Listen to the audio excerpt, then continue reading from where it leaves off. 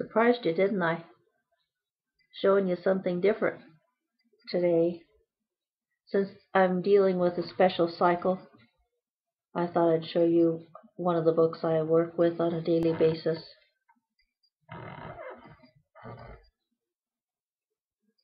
It's the Daily Planetary Guide. Show you the whole thing close so you can see the size of it.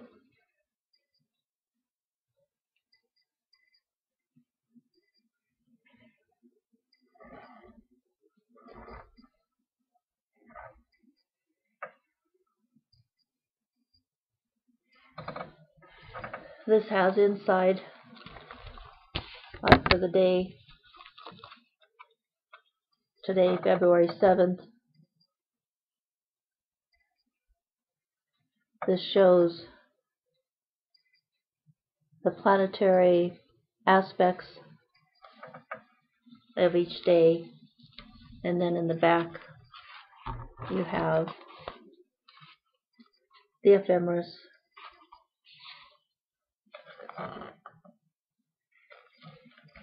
Let's see, where's the February?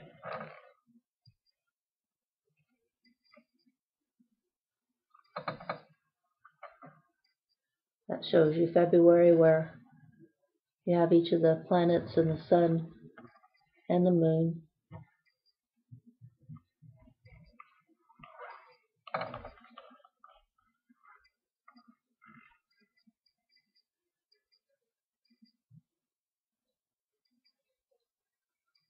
And what they're doing each day.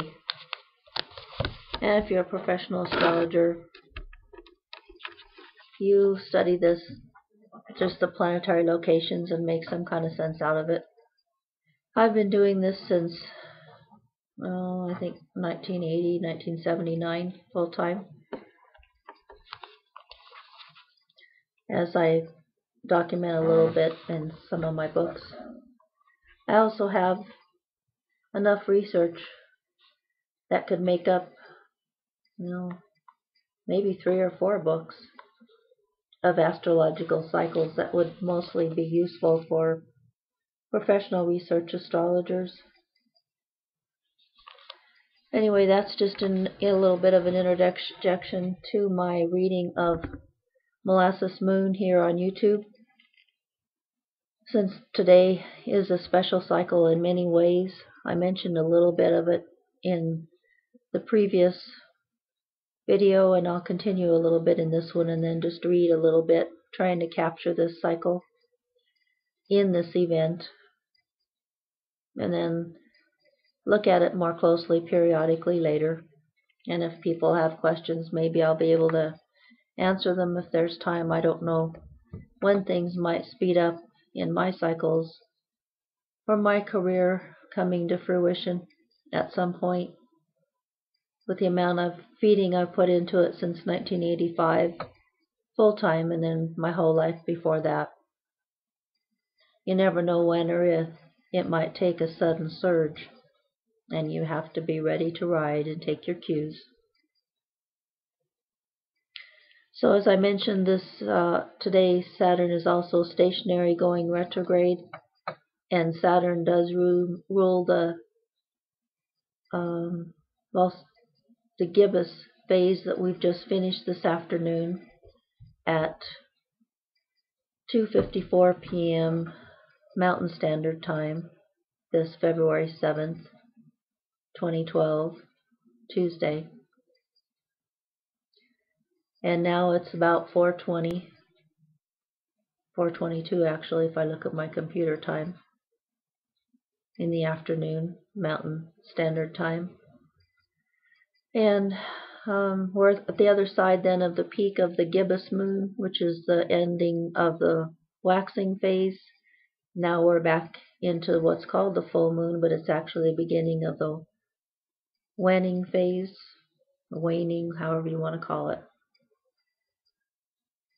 But whenever the sun and Mercury are combust or right together during a full moon, when the sun is shining its light directly onto the moon, with Mercury added, that increases the potency. And with Mercury also ruling the full moon phase,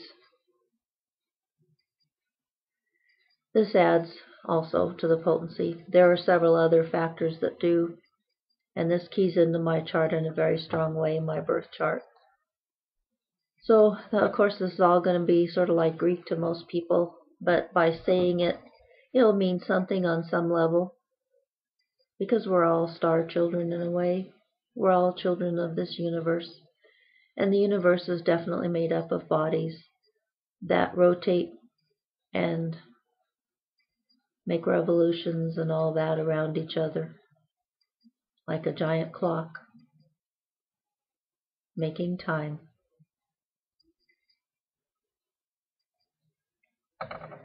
So I finished yesterday reading in Molasses Moon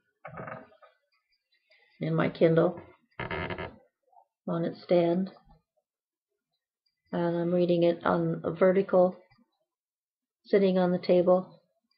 Oops, that's horizontal. I get things mixed up with dyslexia. And here's how it looks on the vertical. Probably won't read much since I took some time with the introduction today. Now, I can go get my cake and eat it too. That's an aside to Aunt Mary and Uncle Charlie, and both had special days on this day. Everybody on this world celebrates birthdays, Charlie's being February 7th. Not everybody, not all of us are quite evolved enough or enlightened enough to also celebrate death days, which you might call days of ascension.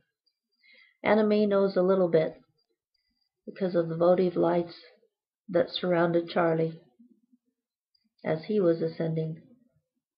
These were votive lights from the other side surrounding his bed.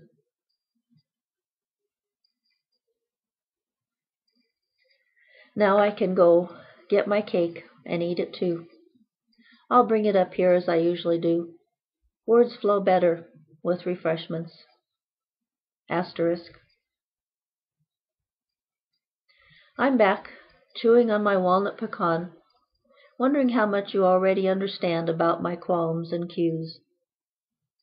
Where to begin my continued explanation.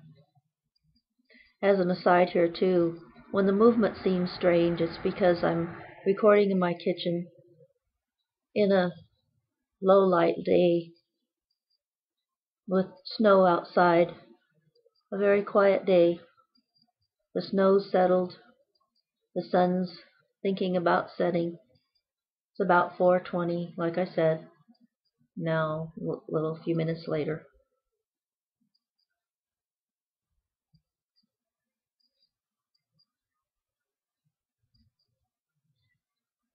Wondering how much you already understand about my qualms and cues, where to begin my continued explanation. The two qualities are related, maybe I should say linked, in an intriguing way. Qualms can screw up cues. See? Qualms are something you need to see, then let go, so they don't get in the way of cues. Cues are what you need to see and take. And cues can help qualms. If you take your cues often enough, your qualms will finally disappear on their own. You see, taking cues requires action, movement toward a choice, goal, or goal. As an aside from 2012, movement isn't just physical motion. Movement is also movement of your mind and your consciousness, and this can occur when you're awake or when you're asleep, in a dream or just a sleeping state. And it can occur from the right or the left side of the brain, the kind of motion I'm talking about, or action. So when it occurs on the right side of your brain, which rules the left hand and left side of your body, that's the unconscious side, the intuitive side, the nonverbal side. So that progress on that side you might not be aware of at the time, but it's still motion, it's still action. So there's a lot that goes on many levels.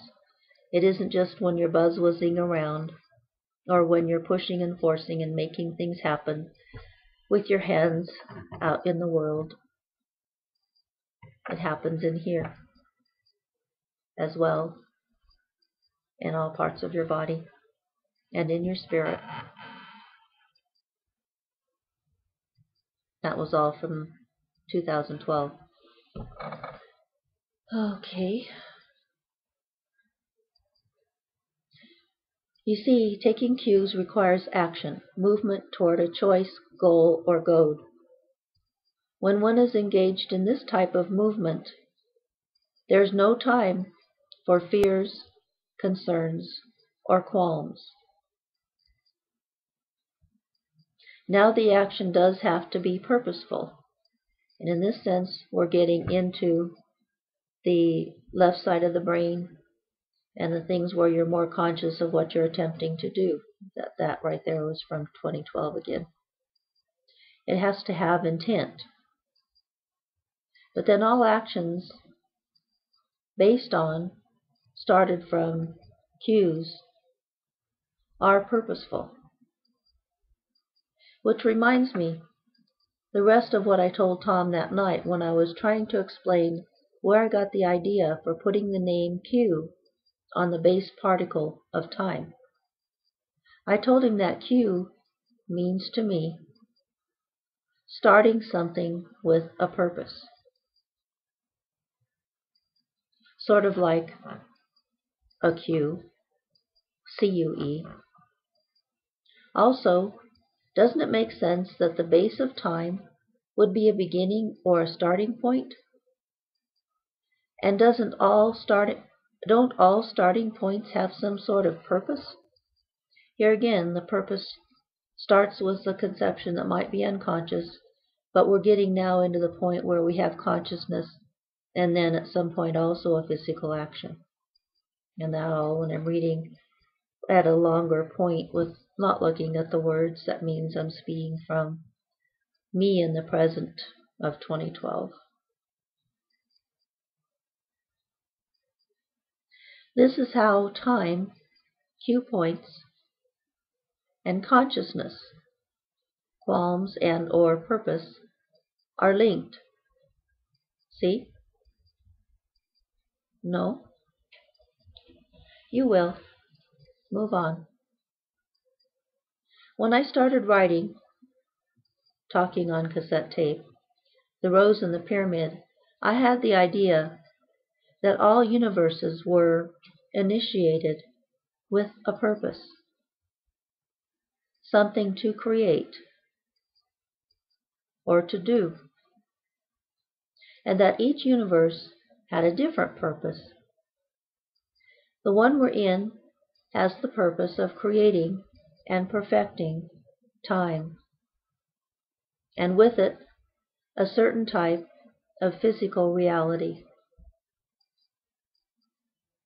I don't know if there would be a type of physical reality that could exist without time. Now there has to be room or space in which to make a beginning, as well as some type of spark, or something to make the purpose start moving, or quickening. The best situation for this is not a highly energized spot or point. It's a perfect void, a nothing, a vacuum.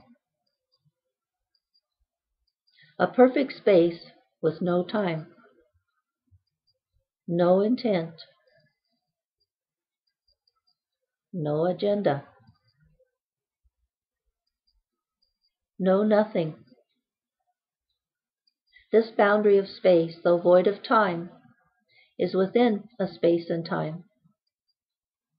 The purpose of that particular time and space must somehow be made to link to the purpose of the cue. So, you have a point of nothing within a particular time and space. That's a cue. You give it purpose, then take it. What amazes me is that each particle of time has a fixed general purpose, yet allows space for potential cues to interject between these general purposes to fit your personal purposes.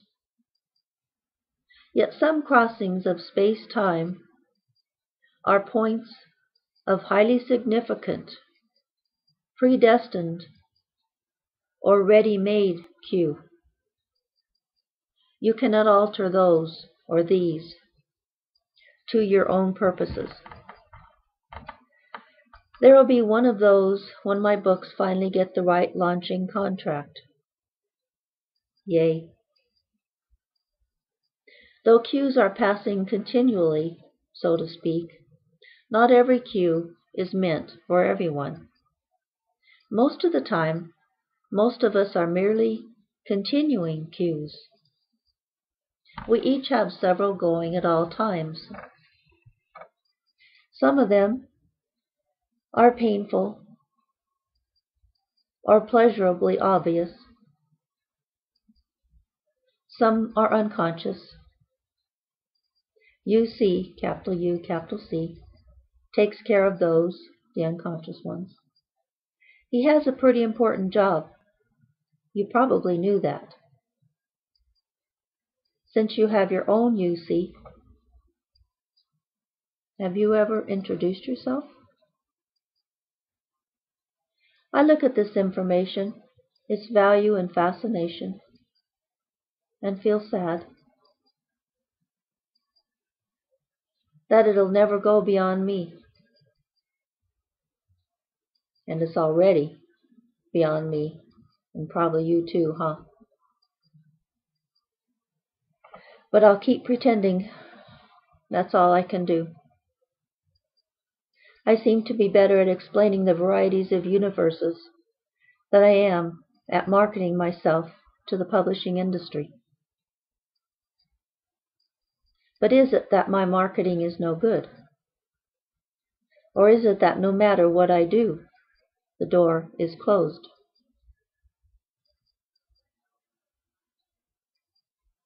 The door is closed.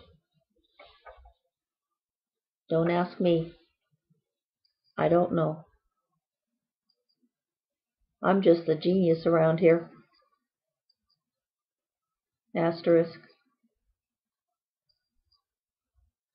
The noon whistle just blew on the 15th of April. I was getting the dust off on the 14th. There was a hell of a windstorm yesterday. Hordes of pink dust blossoms deviled down the street. Maybe people are no more interested in the varieties of universes than they are in the varieties of dirt for growing turnips and dust blossoms. With that depressing thought, I think I'll head back to the Q continuum. My Funk and Wagnall Pocket Dictionary defines continuum. And I think I'll pause there and read the definition next time. I think I squeezed the heck out of this cycle. I hope I didn't squeeze too much out of my own energy reserves, because I'm feeling pretty much like a squashed flat balloon. Hopefully, now I'll go ahead and take my break and watch these videos, the two I made today, and see whether I'll be able to use them. see if the ones I already uploaded get any views. First time happened on number 28. The only view is one, my own, so I'm not sure what happened, but hope I can pick it up again by maybe juggling the tags a little bit, doing something, seeing if I can shift a little space and time.